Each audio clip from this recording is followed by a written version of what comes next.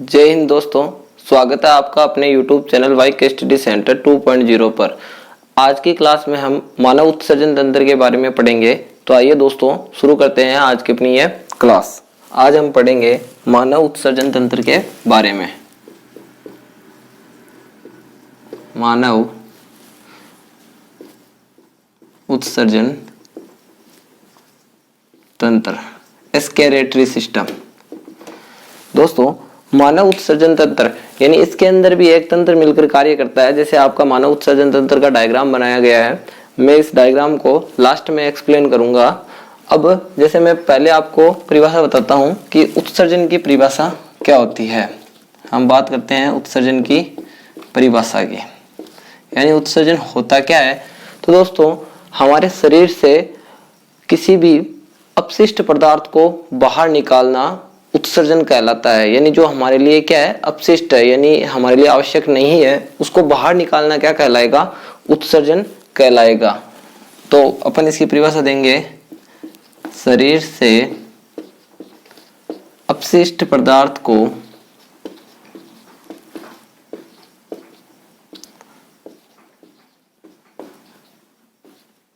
अपशिष्ट पदार्थों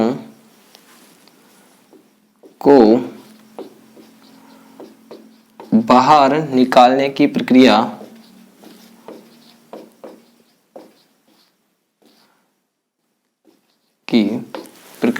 उत्सर्जन कहलाती है। शरीर से अपशिष्ट पदार्थों को बाहर निकालने की प्रक्रिया उत्सर्जन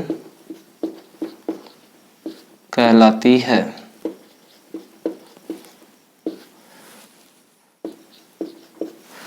दोस्तों, ये तो हुई आपके उत्सर्जन की परिभाषा, यानी शरीर से अपशिष्ट पदार्थों को बाहर निकालने की प्रक्रिया ही क्या कहलाएगी, उत्सर्जन कहलाएगी।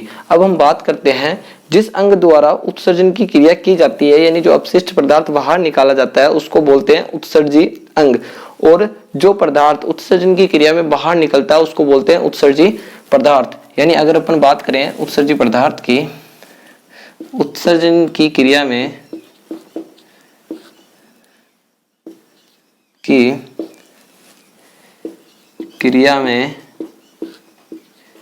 जिस अपशिष्ट पदार्थ को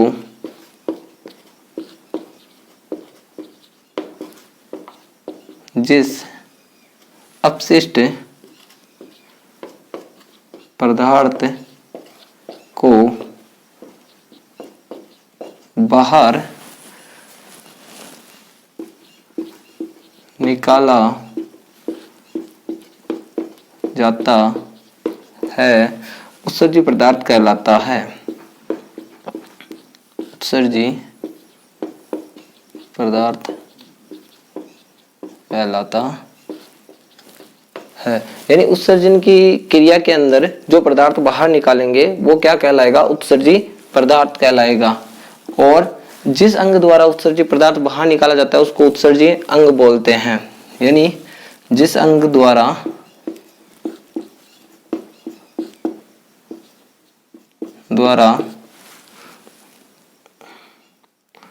अपशिष्ट पदार्थ, जिस अंग द्वारा उत्सर्जन की क्रिया में अपशिष्ट पदार्थ को बाहर निकाला जाता है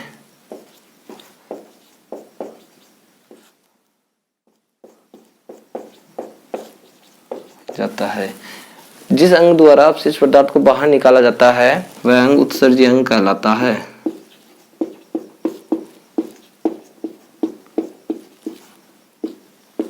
उत्सर्जी अंग कहलाता है। यानी अपन ने तीन चीजों की बात की है, तो इसको उदाहरण से समझते हैं। जैसे ये है मेरी क्लास है, इस क्लास के अंदर मान लो बहुत सारे बच्चे बैठे हैं, एक बच्चा क्या कर रहा है, शोर कर रहा है। तो मान लो मैं उसको बाहर निकाल देता हूँ, यानी वो शोर कर रहा है, इसका मतलब क्लास में गंदगी फैला रहा है, वो क्लास में आवश्यक नहीं है, उसकी आवश्यकता नहीं है, तो वह गंदगी फैला रहा है, तो मैं उसको बाहर निकाल देता हूँ। यानी ये क्या हुआ कि हमने गंदगी को बाहर कर दिया, यानी यह है उत्सर्जन। अब मेरे द्वारा उसको बाहर निकाला गया तो मैं हूं उत्सर्जी अंग, और वो बच्चा जो बाहर गया वो क्या है, उत्सर्जी पदार्थ। और ये जो संपूर्ण प्रक्रिया हुई है वो क्या है, उत्सर्जन। यानी क्या होता है, उत्सर्जन के अंदर जो भी हमारे शरीर के अंदर अपशिष्ट बनते हैं उनको बाहर निकाला जाता है, और जिस अंग द्वारा बाहर निकाला जाता है उसको उत्सर्जी अंग, और जो पदार्थ बाहर निकलता है उसको उत्सर्जी पदार्थ बोला जाता है। अब हम बात करते हैं मुख्य उत्सर्जी अंग की, यानी मानव में जो उत्सर्जी अंग है, उत्सर्जी अंग, उत्सर्जी अंग। तो इसमें अपन देखते हैं दोस्तों, पहले उत्सर्जी अंग, पहला जो उत्सर्जी अंग है वो हमारी है त्वचा, यानी त्वचा उत्सर्जी अंग है। अब इसके द्वारा जो उत्सर्जी पदार्थ है, यानी जो पदार्थ बाहर निकाला जाता है, जिस पदार्थ का उत्सर्जन किया जाता है वो है पसीना। यानी आप जानते हो हमारी त्वचा क्या करती है, पसीने को बाहर निकालती है। पसीने के साथ साथ दोस्तों यह हमारे शरीर से नमक की मात्रा को भी बाहर निकालती है, नमक और सीबम। सीबम यानी दोस्तों देखो, कभी आपने देखा होगा जैसे गर्मियों में आप क्या करते हो, ब्लैक शर्ट पहनते हो, तो वो ब्लैक शर्ट क्या होती है, पसीना आने के कारण सूख कर, जब वो पसीना सूख जाता है तब वो सफेद हो जाती है। तो आपने देखा होगा गर्मियों में जो काली शर्ट पहनता है, फिर उसके जो पसीना आता है फिर वो सूखने के बाद सफेद हो जाता है, तो वहां पे क्या है, नमक की मात्रा है। शिवम आपने महसूस किया होगा जैसे गर्मी के दिनों में अपन अपनी स्किन को ऑयली ऑयली महसूस करते हैं, या जैसे अपन सोकर उठते हैं तब हमारी नाक पे ऐसे चिकना चिकना पदार्थ लगा होता है, तो यह त्वचा क्या करती है, इन तीन चीजों को बाहर निकालती है। अब दूसरा हम बात करते हैं फेफड़ा, यानी जो हमारे फेफड़े हैं, फेफड़े मुख्य रूप से तो दोस्तों CO2 गैस, जो कार्बन डाइऑक्साइड है उसको बाहर निकालती है, और एक है वाष्प। यानी आपने दोस्तों सर्दियों के दिनों में देखा होगा, जैसे ही अपन क्या करते हैं, ऐसे करते हैं तो अपन को वाष्प दिखाई देती है, यानी धुआं सा दिखाई देता है, तो वो क्या है, फेफड़ों द्वारा निकाला गया वाष्प है। और यह उत्सर्जन करते हैं बलगम का, बलगम। यानी आपने देखा होगा कि अपन करते हैं, ऐसे करते हैं, तो वो क्या होता है, जो अपन दम लगाते हैं, यानी फेफड़ों द्वारा क्या करते हैं, दम लगाते हैं और बलगम को थूकते हैं। यानी जो नाक में क्या होता है, अपने म्यूकस आ जाता है, उस म्यूकस को मुंह द्वारा थूकते हैं, या ऐसे अपन नाक को छींकते हैं, तब भी क्या करते हैं, फेफड़ों द्वारा ही छींकते हैं। यानी जो दम लगा रहा है वो कौन है, फेफड़ा। तो जब क्या बात करेंगे कि जो उत्सर्जन किया जाता है बलगम का, तो वो किसके द्वारा किया जाता है, फेफड़ों द्वारा। तीसरा हम बात करते हैं अपने यकृत की, यानी यकृत क्या करता है दोस्तों, हमारे शरीर के अंदर एक बहुत ही विषैला पदार्थ पाया जाता है, अमोनिया। उस अमोनिया को यूरिया में बदल देता है। ये क्या करता है, अमोनिया को यूरिया में बदल देता है, को यूरिया में बदलता है। यानी ये किसका उत्सर्जन करेगा, यूरिया का। यानी जो यकृत है वो किसका उत्सर्जन करता है, यूरिया का। यानी ये जो हानिकारक पदार्थ है अमोनिया, उसको किस में बदलेगा, यूरिया में बदल देगा। यूरिया को फिर किडनी में भेज देता है, किडनी इसका उत्सर्जन कर देती है। अब दोस्तों ये जो यूरिया है वो कुछ घंटों बाद वापस क्या करता है, अमोनिया में बदल जाता है, तो इसका उत्सर्जन जरूरी है। अब मान लो आपने देखा होगा कई बार कि जैसे कहीं खुली जगह में टॉयलेट्स वगैरह होते हैं, तो वहां पे जब लोग बहुत ज्यादा संख्या में पेशाब वगैरह करते हैं, तो पहले तो वो ताजा होता है तब बदबू नहीं मारता, लेकिन जैसे वो क्या, उसको 2-3 घंटे बीतते हैं उसके बाद वो खतरनाक तरीके से बदबू मारने लग जाता है। तो ये जो बदबू आती है वो किसकी है, अमोनिया की। और अमोनिया हमारे लिए बहुत ही हानिकारक है, ये एक विषैला पदार्थ है। अब दोस्तों अपन बात करते हैं जो यहाँ पे यूरिया बना वो किसके द्वारा उत्सर्जन होगा, किडनी के द्वारा। तो अगला अपन बात करते हैं किडनी की। हिंदी में इसको वृक्क बोला जाता है और उर्दू में से गुर्दा या गुर्दे कहा जाता है। दो होते हैं इसलिए गुर्दे कहा जाता है। अब यह किसका उत्सर्जन करेंगे, यूरिया यानी मूत्र का, मूत्र का उत्सर्जन करेंगे। यह क्या है दोस्तों, अपने उत्सर्जन तंत्र का मुख्य उत्सर्जी अंग है। तो यह क्या है, मुख्य उत्सर्जी अंग, मुख्य उत्सर्जी अंग, ये अपना मुख्य उत्सर्जी अंग है। अब अगले अपन उत्सर्जी अंग की बात करते हैं आंत, यानी जो अपनी बड़ी आंत है। आंत किसका उत्सर्जन करती है दोस्तों? आंत जो अपचित भोजन है, यानी लास्ट में क्या होता है, जो भोजन पच नहीं पाता या जो अपचित भोजन बच जाता है, जिसे अपन कायम बोलते हैं, उस कायम का उत्सर्जन करती है। आंत क्या करेगी? कायम को मलाशय में भेजेगी। मलाशय शरीर से बाहर गुदा द्वार द्वारा खुलता है, तो उससे मल का त्याग किया जाता है। तो आंत क्या करती है? मल का उत्सर्जन करती है, मल का। अब दोस्तों ये जो त्वचा है वो तो हम अगले वीडियो में पढ़ेंगे विस्तार से। और जो फेफड़े हैं वो हमने हमारे जो चैनल है उसकी प्लेलिस्ट में आपको एक ह्यूमन रेस्पिरेटरी सिस्टम वीडियो मिलेगा, उसमें अच्छे से पढ़ाया गया है कि किस प्रकार ये CO2 का उत्सर्जन करते हैं। यकृत हम जब डाइजेस्टिव ग्लैंड्स पढ़ेंगे, यानी जो ना पाचन ग्रंथियां पढ़ेंगे, उसमें पढ़ेंगे विस्तार से। हम अब इस वीडियो में मुख्य रूप से किडनी की बात करेंगे। तो हम पढ़ते हैं किडनी। आंत भी हमने पाचन तंत्र वाले भाग में पढ़ ली है, तो अब इस भाग में हम किडनी की चर्चा करेंगे। तो हम बात करते हैं किडनी। किडनी जिसको हिंदी में वर्क और उर्दू में गुर्दे बोला जाता है, किडनी। अब दोस्तों ये तो आपको पता है कि हमारे शरीर में मुख्य रूप से 2 किडनी पाई जाती है। मुख्य रूप से क्या दोस्तों? 2 ही किडनी पाई जाती है, ये तो सभी को पता है। तो पहला पॉइंट हम इसमें यही लिखते हैं, मानव शरीर में 2 किडनी उदर गुहा में स्थित होती है। उदर गुहा में स्थित होती है। यानी ये जो 2 किडनी दिख रहे हो, 1 और 2 किडनी कहाँ पे स्थित होती है? उदर गुहा में स्थित होती है। अब जो यहाँ पे इधर यकृत पाया जाता है, यानी अपने दाएं तरफ जो यकृत पाया जाता है, तो ये जो दाएं साइड की किडनी है वो यकृत के दबाव के कारण थोड़ी नीचे झुक जाती है, यानी नीचे होती है। और जो बाएं तरफ वाली किडनी है वो क्या होती है? थोड़ी ऊपर की ओर होती है। दाएं तरफ वाली किडनी नीचे की होती है क्योंकि यहाँ पे यकृत पाया जाता है, तो यकृत का दबाव बढ़ने के कारण ये किडनी नीचे होती है। अब अपन बात करते हैं दूसरे बिंदु की, इसकी संरचना या हम आकार बोल सकते हैं, आकार। तो जो किडनी का आकार है दोस्तों वो सेब के बीज के समान होता है।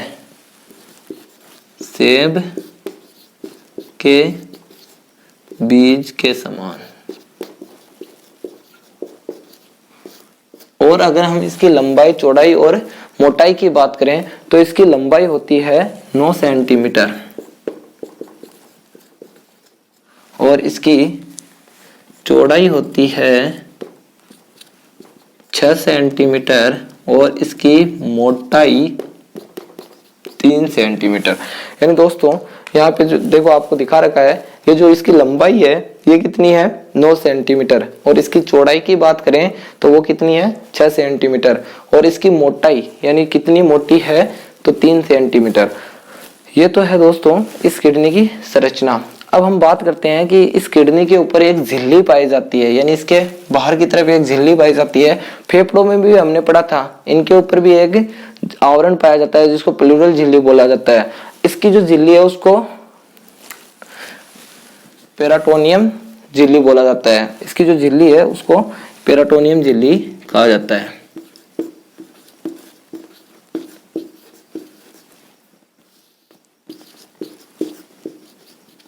पेराटोनियम झिल्ली, यानी जो किडनी के ऊपर जो झिल्ली है वो है पेराटोनियम झिल्ली और जो फेफड़ों के ऊपर झिल्ली पाई जाती है वो है प्लूरल झिल्ली। पेराटोनियम झिल्ली क्या करती है? किडनी की सुरक्षा का कार्य करती है। अगला अपन बात करें इसकी वजन की, यानी किडनी में कितना वजन होता है। तो इसके अंदर 140 से 150 ग्राम वजन होता है। 140 से 150 ग्राम वजन होता है। अब दोस्तों जो वयस्क व्यक्ति होता है या जो हेल्थी व्यक्ति होता है उसके अंदर 140 ग्राम वजन होता है किडनी का 140 ग्राम। कितना वजन होता है? 140 ग्राम की किडनी पाई जाती है। अब दोस्तों हम बात करते हैं इसकी इकाई की या इसके अध्ययन की। तो पहले अपन इसका अध्ययन देखते हैं। अध्ययन यानी जो अपन किडनी को पढ़ रहे हैं, इसका जो अध्ययन है यानी किडनी का अध्ययन करना क्या कहलाता है? नेफ्रोनोलॉजी कहलाता है।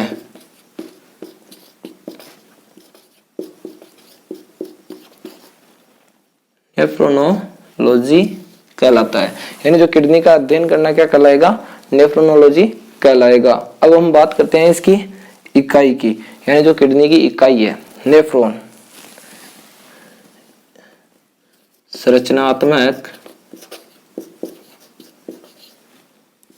संरचनात्मक एवं कार्यात्मक इकाई।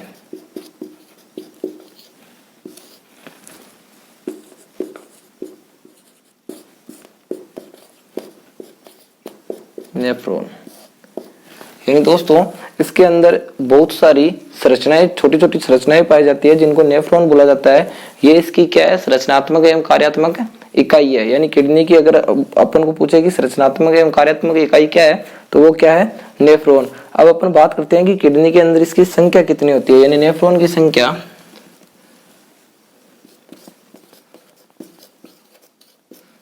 होती है इनकी 8 से 10 लाख। यानी एक किडनी के अंदर 8 से 10 लाख नेफ्रॉन पाए जाते हैं। दोस्तों ये किडनी मात्र 9 सेंटीमीटर की होती है।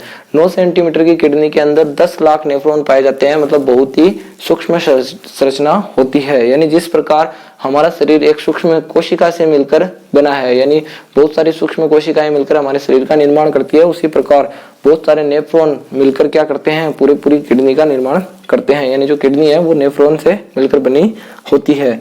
अब दोस्तों हम बात करते हैं कि जो नेफ्रॉन है उसकी संरचना, नेफ्रॉन की जो संरचना है वो बोमेन संपुट कहलाती है। नेफ्रॉन की संरचना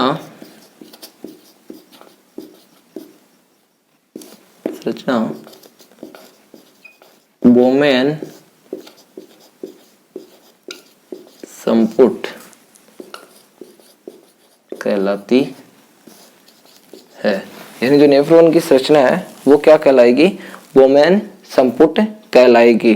और जो नेफ्रॉन जहां से रक्त प्रवेश करता है नेफ्रॉन के अंदर, उस भाग को ग्लोमेरुलस बोला जाता है।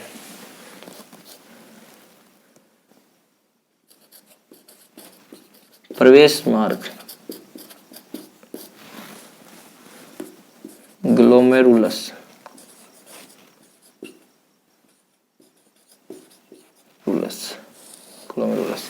यानी दोस्तों जो नेफ्रॉन है उसकी संपूर्ण संरचना तो आपके बोमेन संपुट कहलाती है, और जो आगे का प्रारंभ का भाग है उसको बोला जाता है ग्लोमेरुलस। तो दोस्तों आप इसका स्क्रीनशॉट लेकर अच्छे से नोट्स बना लीजिए। आगे हम बात करते हैं किडनी के कार्य की। तो दोस्तों अब हम बात करते हैं किडनी के कार्य की। जिसमें हम पहला कार्य देखते हैं दोस्तों।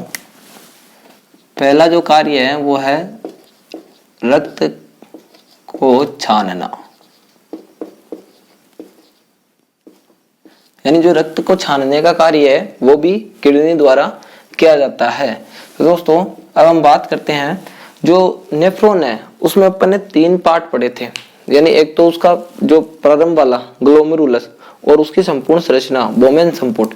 यानी ग्लोमेरुलस और एक पढ़ा था अपन ने बोमेन संपुट, यानी जो उसकी संपूर्ण संरचना थी बोमेन संपुट। और फिर ये किडनी कनेक्टेड रहता है किडनी। तो दोस्तों अब हम बात करते हैं कि जो ग्लोमेरुलस भाग है वो क्या करता है? जो रक्त है उससे रक्त कणों को अलग कर देगा, यानी संपूर्ण रक्त को छानेगा और रक्त कणों को अलग कर देगा। यानी ग्लोमेरुलस के कार्य की बात करें तो रक्त कणों को छान कर अलग कर देता है। रक्त कणों को छानना। यानी इसका जो मुख्य कार्य है वो क्या है, रक्त कणों को छानना। ये जितने भी रक्त के कण होंगे उनको छानकर अलग कर देगा। अगर उसके अंदर आवश्यक पदार्थ है जैसे प्रोटीन वगैरह है तो उनको भी क्या करता है, छानकर अलग कर देता है। तो ये बोमेन संपुट क्या करता है, इसको बोलता है अरे ससुरा तू तो सारे के सारे को छान के अलग कर दिया रे, जो आवश्यक थे वो भी नहीं छोड़े। तो ये क्या करता है, आगे रक्त को क्या करता है, बोमेन संपुट को भेज देता है। अब बोमेन संपुट को भेजता है तो बोमेन संपुट क्या करता है, इसका पुनर्अवशोषण करता है। यानी पुनर्अवशोषण में क्या करेगा, पुनर्अवशोषण करेगा आवश्यक पदार्थों का।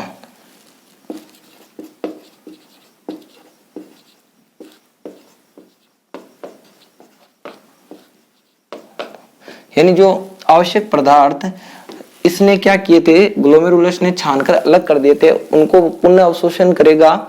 और जो यूरिया रहेगा यानी जो हानिकारक पदार्थ है उनको क्या करेगा, किडनी को भेज देगा। यानी यहाँ पे यूरिया को भेज देगा। अब ये यूरिया क्या करेगा, यूरिया का उत्सर्जन, जैसे यहाँ पे किडनी में यूरिया बना, अब यूरिया क्या होगा, इन मूत्र वाहिनियों द्वारा मूत्राशय में लाया जाएगा और मूत्राशय में इकट्ठा होने के बाद ये क्या होगा, अनैच्छिक क्रियाओं द्वारा मूत्र मार्ग से या शीर्षण से बाहर कर दिया जाएगा। तो यह है जो नेफ्रॉन है उसकी क्रियाविधि। हम अलग से एक पूरा पार्ट बना सकते हैं मूत्र निर्माण की क्रियाविधि का। तो आप कमेंट में जरूर बताना कि अगर आपको मूत्र निर्माण की क्रियाविधि पढ़नी है तो हम जो किडनी की इकाई है नेफ्रॉन उसके बारे में भी जरूर पढ़ेंगे। तो रक्त को छानना, अब जो किडनी का मुख्य कार्य था रक्त को छानना, किडनी में रक्त आता कहां से है, रीनल धमनी, रीनल धमनी द्वारा किडनी में रक्त लाया जाता है।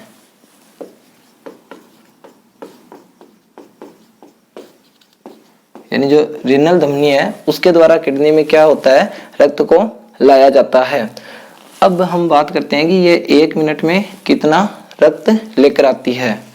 1 मिनट में 1200 से 1300 मिलीलीटर रक्त लाती है। यानी यह 1 मिनट में किडनी के अंदर 1200 से 1300 मिलीलीटर रक्त लेकर आती है, जिसमें से गुर्दे क्या करते हैं, दोनों गुर्दे 10% का ही छनन करते हैं। दोनों गुर्दे 10% रक्त का ही छनन करते हैं, छनन करते हैं। यानी ये दोनों गुर्दे हैं जो रीनल धमनी है वो क्या करेगी, 1 मिनट में 1200 से 1300 मिलीलीटर रक्त लेकर आएगी। तो इसमें क्या करेंगे, जो गुर्दे हैं वो 10% रक्त को ही छानते हैं। यानी हम बात करें छनन की तो देखो 1 मिनट में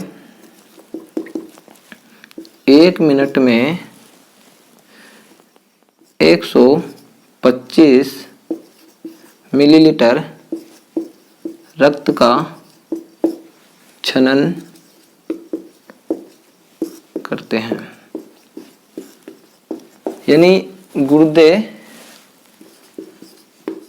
1 मिनट में क्या करते हैं, 125 मिलीलीटर रक्त का ही छनन करते हैं। ये तो है 1 मिनट की बात। अब हम बात करते हैं 1 घंटे की। 1 घंटे में 7.5 लीटर रक्त का छनन करते हैं।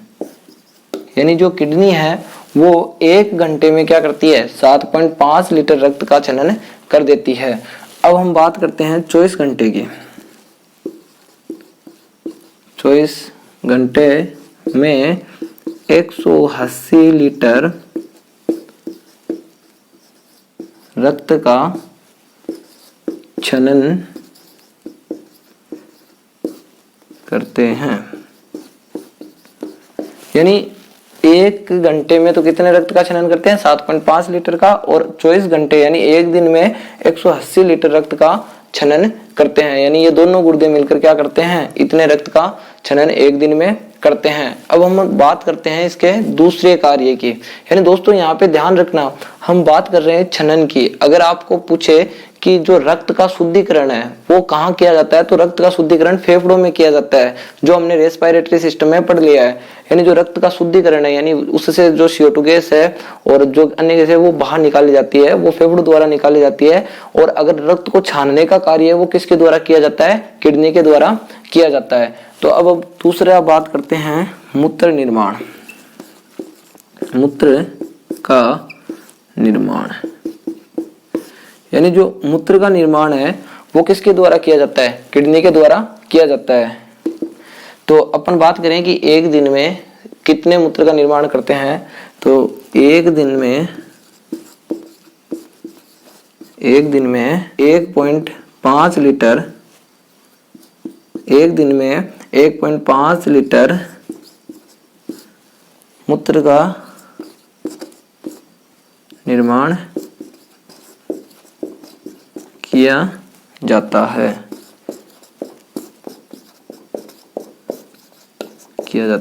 यानी हम बात करें कि जो दूसरा कार्य है यानी मूत्र निर्माण का जो कार्य है, यानी 1 दिन में 1.5 लीटर मूत्र का निर्माण किडनी द्वारा किया जाता है। अब हम बात करते हैं इसके तीसरे कार्य की। जो तीसरा कार्य है वो है रक्त के pH स्तर का नियंत्रण करना। यानी जो एसिड बेस है, रक्त में एसिड और बेस, यानी एसिड का मतलब अम्ल और बेस का मतलब सार,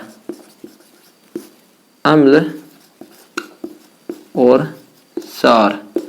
अम्ल और सार का मतलब यही समझ सकते हैं pH, यानी pH के स्तर को अपन इसका pH का स्तर भी बोल सकते हैं, pH का स्तर। यानी रक्त में एसिड और बेस, या अपन इसको बोल सकते हैं pH स्तर का नियंत्रण करना,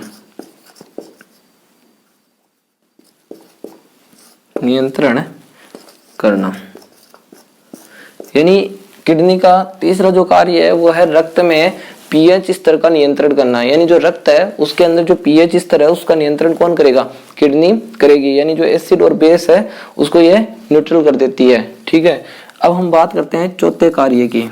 यानी चौथा इसका जो कार्य है वो है जहर को निष्क्रिय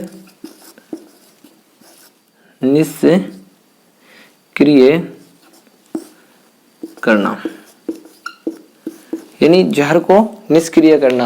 यानी दोस्तों कई बार आपने देखा होगा कि किसी व्यक्ति की मृत्यु जहर खाने से हो जाती है, तो जो जहर खाने से मृत्यु होती है उसकी अगर जांच की जाती है तो लीवर में की जाती है। यानी लीवर में देखा जाता है, अगर लीवर में जहर प्रेजेंट होता है तो उसकी मृत्यु जहर खाने से हो सकती है। लेकिन किडनी क्या करती है, अगर नॉर्मल जहर होता है तो उसको निष्क्रिय कर देती है।